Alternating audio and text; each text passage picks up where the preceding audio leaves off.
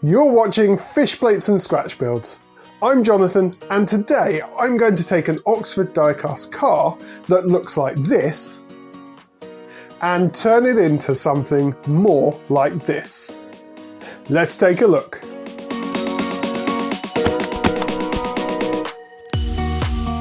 I absolutely love the little cars and other types of vehicles that you can get from Oxford Diecast. Every time I go to an exhibition or a model shop, it takes so much willpower not to buy yet another one.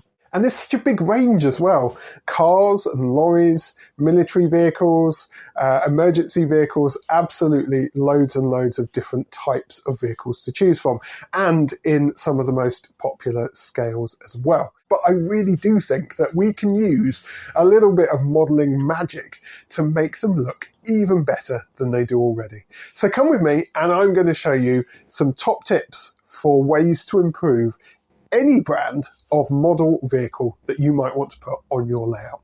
Let's go and have a look. So first of all, we can have a little look at the car we have and what we're working with.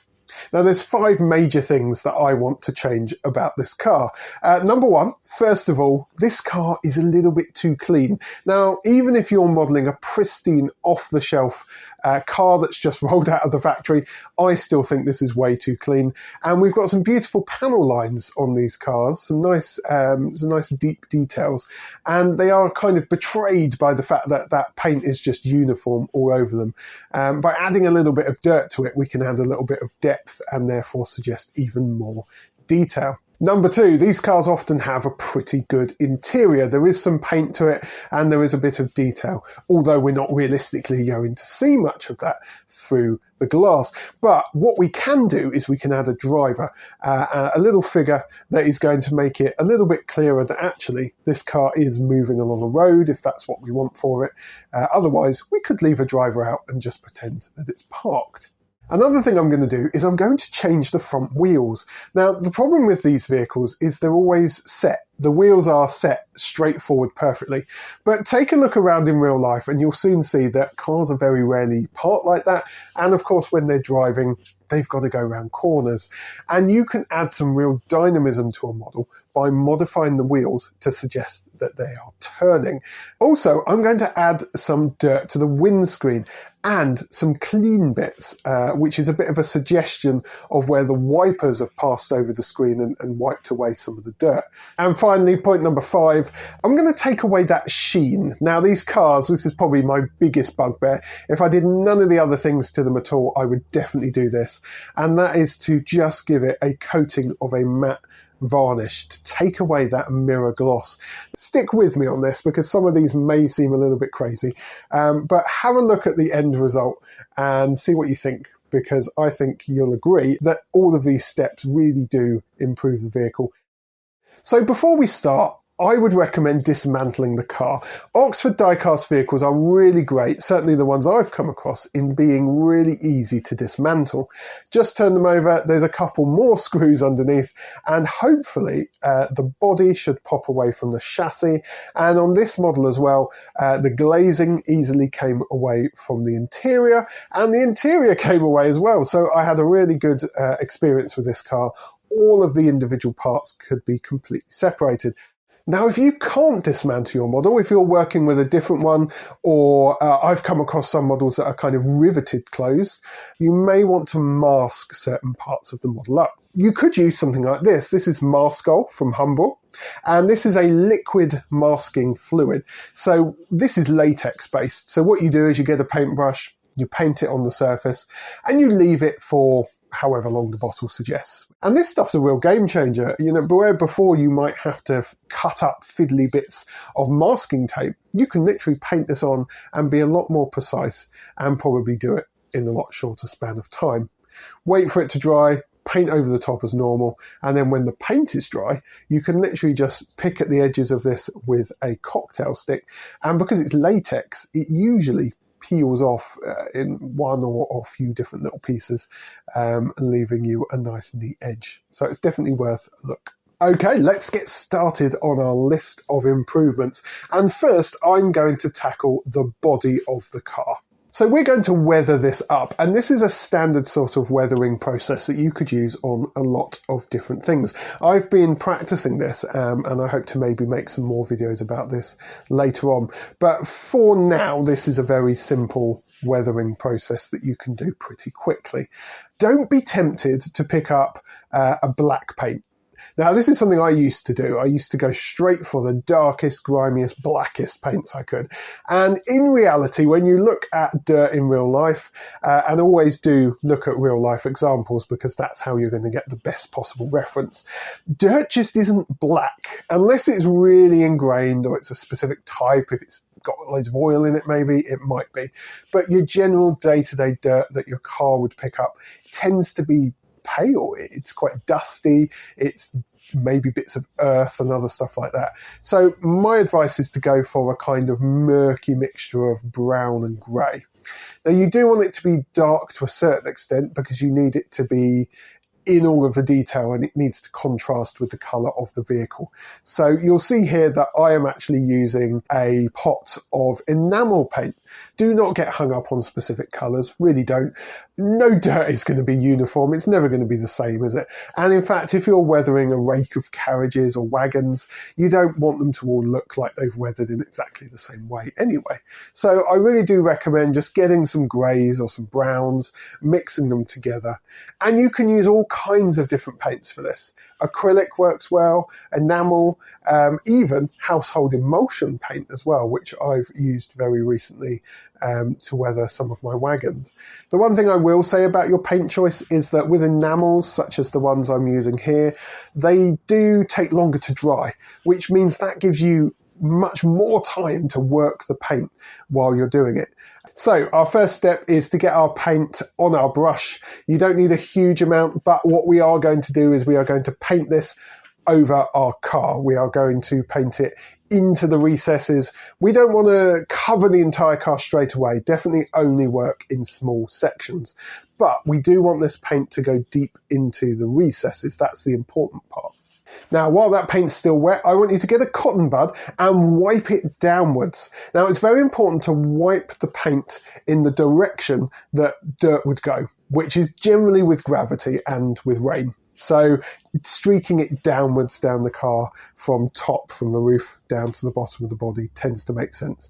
Try and be consistent with that, because that will help you to make some really nice streaking lines and makes the dirt look more realistic. We're aiming in this step to take almost all of the paint off, which sounds counterintuitive, I know, but we put it on to get it into the recesses, and we now want most of it to come off of those raised surfaces, but stay deep in those recesses. So just keep wiping.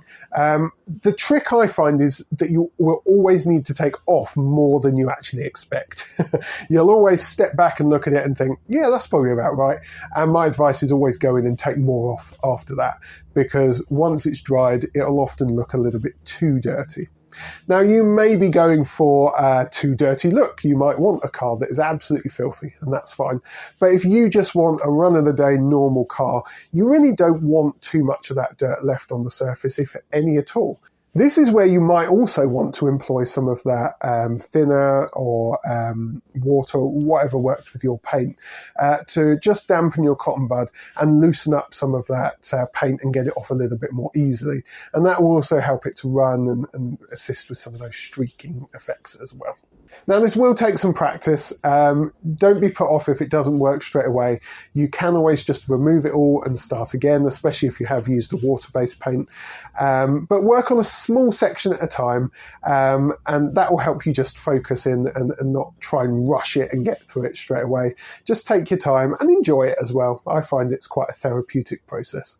Now, once you are happy with how it looks, put it aside and leave it ideally overnight, long enough for your chosen paints to have fully dried. Okay, so while that's drying, let's have a look at the interior. Now, this car has a beautifully painted interior. I'm not going to pay any attention to that. It's painted well enough for my liking. But the one thing it doesn't have is a driver. And we're going to put one in, because although we won't see them fantastically clearly through the plastic, you will see the silhouette. You'll see the suggestion of a person sitting in this car. What I recommend is these really cheap sprues of figures that you can get online. You can get these sorts of figures from all over the internet. They're often really cheap and they're often to HO scale as well. And that's actually really useful for this because HO is slightly smaller than 00, which is what I'm working in. And actually, it's a bit of a squeeze to get a real 00 character into these vehicles. So making them just ever so slightly smaller and using HO is actually really quite handy. Okay, so I'm going to look over my sprue and look at all the seated figures that I've got here. And I've picked out this chap here. Now, before he can fit into my vehicle, I'm afraid I'm going to have to remove some of the plastic body because he just won't fit. These cars aren't really designed for real people, so unfortunately that means I'm going to have to chop him off around about the waist. And this is where it's worth test fitting as well to make sure that your figure fits nicely and looks like they are able to drive the car, but also that they're not too tall and that when you put the car back together, it won't go back together because their head is fouling the roof. The next stage will be to give him a spray with some primer, and then I'll paint him up with some acrylic paints, and he'll be left aside to dry just like every other stage of this process, and we'll come back to him as soon as the rest of the parts are done. So let's move on to the next stage where we look at the wheels. So turning the plastic chassis over, we can see the axles, and they're quite easy to access on here. Now, different models might be different in that you may be able to twist and pull the wheels off and then slide the axle out of the chassis. You may, as I found on other models, have a bit of a bad time trying to do that. You may end up having to just get some snips and try and snip the axle close to the wheel. I'll aim to get the axle off both wheels and make sure they're freed up. And what I've used on this project is some florist's wire. So this green wire, it's roughly the same sort of gauge as the axle on this vehicle, which works quite well. And it means the wheels fit onto it quite nicely. What I did next was aim to bend the end of the axle to a little bit of an angle, not too much, probably a lot less than you think. And both ends of the axles are turned in opposite directions so that the wheels are aligned properly when we pop them on. Now, this may take some trial and error. It certainly did for me. Just snipping off tiny little bits of the wire as I went along, push fitting the wheels back on to make sure they fit and they work, and also not bending that wire so much that it allows the wheels to sit snugly inside the body without them fouling the wheel arches as well, which was another problem I had. Well, once I eventually got the alignment that I wanted, I used a bit of super glue, tiny little dab on the end of each axle, popped the wheels on, and I did run a bit of super glue along the axle in the chassis as well, and this stopped it from sliding around or moving out of alignment as well. Okay, next part. The body was completely dried by this stage. Please do make sure that it is completely dry. Don't try and skip ahead with this one.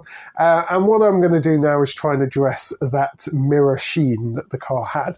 So what I use pretty much every time without fail for all of my projects is this here. So this is Plasticoat.